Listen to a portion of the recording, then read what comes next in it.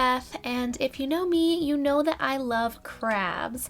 I think they're adorable creatures, they're feisty little guys, they're my favorite animals. I got to hang out with crabs a lot as a marine science educator back in the day. We're going to be ranking all the crab-themed Pokemon today, or crab adjacent, because I'm throwing in all the crustaceans, all the guys that are kind of crab-looking or crab-like. Just throwing them all in here. This isn't a video about debating whether or not something is a crab, it's just celebrating crab-like creatures, because why not? If we've learned anything from evolution, it's that everything is going to eventually become a crab. So, an argument can be made for a lot of things being crabs. Here's my tier list that I put together of just crabs, crustaceans, things that look like crabs, things that are related to things that look like crab, whatever. It's crab Pokemon. We're ranking them. Okay, first we have Krabby. I mean, of course we have Krabby.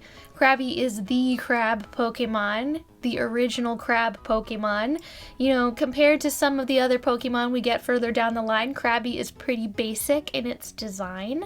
We're completely ranking based on looks and personal feelings, by the way, not like their stats or anything. I think Krabby's adorable. In the anime, Ash catches a Krabby, and it's the first Pokemon that he sends to Professor Oak. So Krabby and Professor Oak kind of have a little bonding moment, and Krabby loves tea time with Professor Oak. I just think that's adorable. That's so sweet. And I love the noise he makes. As far as Pokemon designs go, it is pretty much just a crab, but that's gonna go in the S tier for me. I love Krabby, I really do. Okay, next is Kingler, Krabby's evolution.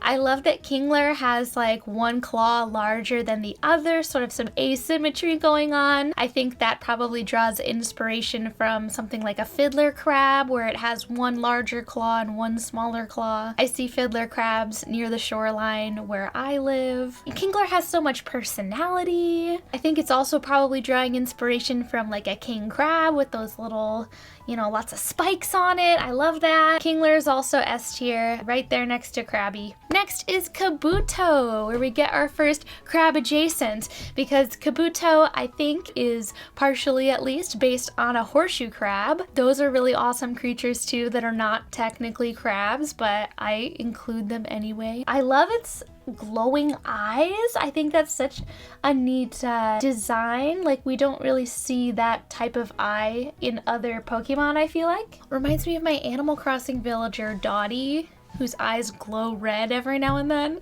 And then it also kind of has the same eyes that horseshoe crabs have on the top of its shell. And horseshoe crabs have eyes, technically, like simple eyes and compound eyes on different parts of its body. So that definitely makes sense. And it has, it's really cute. It doesn't have like a mouth or other facial features. And so it just gives this really cute, simplistic, adorable vibe. I like its little legs. I'm trying to do the legs right. If you're wondering why my arms are like this. Like, its little legs, it's like all curled up. I feel like it just looks like a very gentle and yet also spooky creature. So Kabuto is gonna be in the S tier. Are they all gonna be in the S tier? Oh my goodness. Why did I do this? I knew that I was gonna like all the crabs. Well, we'll see, we'll see. Kabutops? How do you pronounce that? Kabutops? Kabutops pronunciation. I always used to say Kabutops. This one says Kabutops. Yeah, because it's Kabuto, Kabutops. Kabutops is also kind of continuing with that theme. The head definitely looks like the shell of a horseshoe crab. The part that you often will find on the beach as like a molt or a dead crab. It's like one of the sturdiest parts, so I feel like it's one that definitely gets left behind sometimes and found kind of washed up on the beach. And it also has a tail that looks very similar to that of a horseshoe crab. But then it's got some other elements that add a little bit more more to its design. Like, it does have those scythes for arms. It has these kind of spines on its back that make it look a little more like a trilobite. Since these are fossil Pokemon, of course, they're evoking these extinct arthropods in addition to the horseshoe crab, which is sort of our example of what those extinct arthropods would have looked like alive today. Because horseshoe crabs are kind of considered living fossils because their appearance hasn't really changed much throughout evolution since the days of the dinosaurs, which is so cool. And I think I read that the scythes are kind of a reference to a different type of extinct arthropod, a Euryptid, I believe. I do think this is a cool design. I'm honestly not usually one to favor the more humanoid Pokemon. I don't know, it just weirds me out a little bit more when they look a little more human. This one doesn't look too human, it's just kind of bipedal, has two legs. So I'm gonna put this one up in the A tier. Not quite in the S tier with the others. I definitely do have a bias toward the cuter Pokemon. Still very cool. I like it a lot. A tier. All right, now we get to Paris, which is definitely not a crab. But the reason that I include it in this list is because a lot of people do refer to Paris and Parasect as crabs, even as recently as some of the memes and jokes that have been made about Pokemon Legends Arceus. There's something about Paris like coming after you, but people keep referring to it as a crab, even though Parasect, has sect in the name. I think that it's definitely trying to reference more of an insect that has a parasitic fungus growing on it. However, it does kind of look like a crab. I definitely see it. I love the idea of an insect with a parasitic mushroom. It's a very, obscure ecological relationship between these two different types of species, and it definitely does have basis in reality. And Paris is kind of like the adorable, innocent form where that mushroom hasn't really taken over its soul yet. It's just kind of a cute bug that has these little, little buns on its head, a little Sailor Moon look. And I think it's adorable. I'm definitely going to put that in the A tier. I don't know why it doesn't have a transparent background, but sometimes that's how life is. I do want to go to some of the Pokédex entries for some of these guys, because Paris has such an interesting inspiration. I do want to look at what it says about this creature. The mushroom on its back absorbed most of the nutrition. Yeah, so it's like, it really is a parasite. It's not just living on its back for the convenience of living on its back. That mushroom is sucking away all of the nutrients from this bug. It is doused with mushroom spores when it is born. As its body grows, mushrooms sprout from its back. I wonder if there's such a thing as a Paris that doesn't have a parasitic mushroom. But it's interesting that this Pokemon is actually two different antagonistic creatures. And next, of course, we have Parasect. Its eyes are completely blank because the mushroom has just totally taken over this bug. This is sort of getting at the zombie ant phenomenon, although I think that I read these guys are more based on like a cicada than an ant. And this one looks even more like a crab. Like, this could definitely be a crab if we didn't know its story and its typing and its name, I guess. I'm gonna put this one in the A tier as well. Next we have Corphish, which definitely seems to be based on like a lobster or a crawfish. The ruffian Pokemon, okay. And it's interesting that in the Pokédex entries it talks about being an invasive species. Like, Corphish were originally foreign Pokemon that were imported as pets. Oh, that's interesting. Definitely has sort of a blank expression to it, and like the claws are kind of right near its head, which is kind of cute. I like sort of that zigzag pattern, but pretty simple. I do think the shiny is a bit of a missed opportunity. Like, lobsters are really known for their color variants, blue lobsters or split color lobsters. So it would have been cooler to see a shiny Corphish that reflects one of those variations. But I still like this one. I'm gonna give it a B tier. Crawdaunt. Crawdaunt is interesting. It has a lot going on. Like, I'm not immediately drawn to its design. The blue on its face stands out kind of weirdly to me. The big stars, interesting. I did read some interesting theories about how this Pokemon might be exhibiting some mimicry of Sharpedo or Carvanha, which also both have kind of a star on them, and its front sort of looks like a shark's mouth or something, and the coloration kind of fits for the Carvanha. So I like that as a concept. It's not immediately, like, I wouldn't immediately make that conclusion from the design, but I like it as an idea. I'm gonna put this one in either B or C. Do I like it about the same as Corphish or not quite as much? I just think it's a little bit too much going on for my personal taste, so I'm gonna put it in the C tier. I'm so sorry. Oh, I feel bad. Next up is Dwebble. Look at this little guy. Dwebble is S tier. I'm sorry. I think it's so adorable. It's like a cute little hermit crab. There's pictures on the wiki of it like without its shell, like looking really sad when it doesn't have it. And you can see kind of the curved tail at the end, which is exactly what hermit crabs have. Its facial expression is just so adorable. Its eyes are so adorable.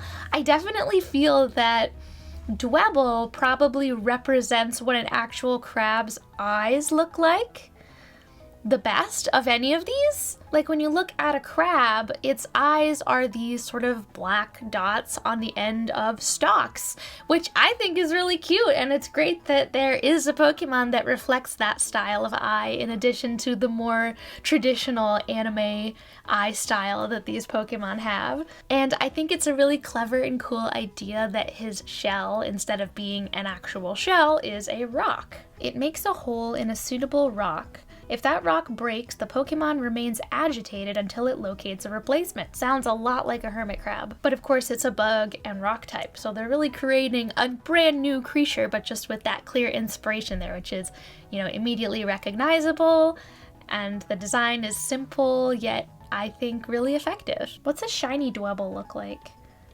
It's boring. What's the point of a boring shiny? Make it different. I like it when it's different. Then we have Crustle, which is also a really great design. Yeah, I'm a big fan of these. Like, I am absolutely a Gen 1 child, but honestly, Crustle and Dwebble are such good designs. I almost like them more than Krabby. What I love about Crustle is the rock on its back. You can see like the different layers deposited on it, like a sort of sedimentary rock. It almost looks like it just took a chunk out of a big rock face, like a chunk of the Grand Canyon or something like that, and just plopped it on its back, and it looks kind of grumpy. I like that it's grumpy. Look at his face. And I also just like the color scheme on these guys, like sort of this earthy tones, but with a bit of like orange on it. I'm actually a big fan of these Pokemon. I want to learn more about them. Oh my gosh, there's Crustle without its rock. This one looks really strange without its rock. It just looks like a straight up bug. Let's go to a Pokédex entry. I like reading the entries. Competing for territory, Crustle fight viciously. The one whose boulder is broken is the loser of the battle. Wow, they break each other's boulders? That's so mean. I wonder if, you know, I haven't seen this season of the anime, but it would be cool if the different Crustles like had slightly different boulders on their back so that you could tell that like they have to go and find these themselves as opposed to it just growing exactly the same way on every Crustle. Oh, and I'd love to see like a Dwebble or a Crustle just picking up a really weird rock. Highly territorial Pokemon that prefers dry climates. So again, it's not really a crab. I mean, it could be a land crab, but it doesn't live in the ocean. Its thick claws are its greatest weapons. They're mighty enough to crack Rhyperior's carapace. Wow. Crustle is also S tier, in my opinion. What is this guy's name? I should know this guy's name. Clauncher. Next we have Clauncher. And I guess this sort of gets at that blue lobster thing I was talking about before, but it's definitely more supposed to be based on a shrimp. I think I've read that it's based on a pistol shrimp, which are these really cool shrimps that can like snap their claws so fast and loud that it creates like a shock wave in the ocean that can shock prey. And it does release bubbles, which gets at sort of the connection with Clauncher releasing that jet of water. Again, yes, it's not a crab, it's a shrimp. Pistol shrimp or a snapping shrimp. Pistol shrimp is one of the loudest animals in the sea, just because of the sound of snapping its claw together. Now, Clauncher's shiny is actually very different, and I like how there's like blue accents in the places where there were yellow accents before. I think that kind of works, and it kind of looks like two different variations of a lobster like I was talking about before. I like Clauncher. I love the idea of it shooting out water. I think pistol shrimp is a really cool animal to be representing as a Pokemon. I'm gonna put this one in the A tier. And Clawitzer is even cooler to me. I think Clawitzer is a really good upgrade for Clauncher. I just love how large its claw is compared to the rest of its body. Like, it really does look like a shrimp now, because just in comparison to this massive claw that it uses, you know, as a water jet. It's a really cool design. I quite like it. Let's go to the Pokédex. After using the feelers on its oversized claw to detect the location of prey, Clawitzer launches a cannonball of water at its target. Definitely a clear connection to the pistol shrimp. Really unique Pokemon. I really like it. That's gonna go in the S. I think that's an S tier. I think that's an S tier Pokemon, honestly. I like it a lot. Crabrawler, S tier. I mean, I'm sorry. I love Crabrawler. He's great. I was like not sold on his design at first because his antennae or his hair are really strange, like pretty odd choice, but I think it overall works for the design. I love the boxing glove claws. I like that it is a land crab that you find in these berry piles. You know, it's really unique. I like the coloring. I think it's a great fit for the Alola kind of aesthetic. I love how, you know, it has a swollen eye. Clearly it's been in a lot of fights, and that tracks with what I know about crabs. They're feisty. They will fight each other. They will fight you. Have any of you played the new Pokemon Snap? Because Crabrawler is so cute in that game, and when I was playing it with my brother, I literally, when I first saw this Pokemon, I wasted like half of the film taking pictures of Crabrawler, and he gets happy. I love when the Pokemon get happy in that game. I'm easy to please when it comes to this, you know. I just like seeing these Pokemon enjoying their day. Crabrawler was on my team in Pokemon Sun and Moon. It was a blast. I really liked it. Then we have Crabominable, which I will admit was a bit of a disappointment for me when I knew that it was going to evolve into an ice type. I really like ice types. I was excited, but I'm just not sold on the design of the Crabominable snowman. There are things I like about it. I do kind of like the claws, like the sort of feet, I guess, on Crabominable. I think that's kind of cute and kind of balances the design well because it has these large nubs on the end of its claws. The white fur being added to the blue and purple look is good. I just don't love like the facial expression and like just the overall appearance of it. It feels like there's a lot going on there. I do like that you can see the crab-like abdomen that it has. Same thing with Crabrawler. Overall, I'm gonna put that one in the C tier with Crawdaunt, because just like Crawdaunt, I just think that it's a little bit too much for my personal taste. So there you have it. There's my little ranking of crab Pokemon. No. So there you have it. That's my little ranking of crab Pokemon, or crab adjacent, crab-like, things that have been in other people's crab lists. I like all of these Pokemon. I didn't put anything in the D tier because there's nothing that I absolutely hate. Even Crabominable, like, I still had it on my team, and, you know, it's a cool ice crab. I'm still into it. It's just, I just don't love the design personally. Just thought I'd do a fun little video. I'm trying to be posting more consistently, so I'm gonna be sprinkling in some slightly lower effort, less heavily researched videos here and there. I do have some larger projects in the works that I'm looking forward to sharing, hopefully soon. I won't promise any time, but yeah, let me know in the comments. Do you have a favorite crab Pokemon? Do you have thoughts on crab Pokemon as a concept? Are there too many? Should there be more? I always think there should be more. I mean, there should be more. I like Pokemon. I'm always excited to see what new Pokemon they come up with, because it's just cool to see what inspirations they're drawn from and just how creative they can get with a new concept as well. Thank you so much for watching, and I will see you next time. Bye. Now I want to have tea time with Krabby.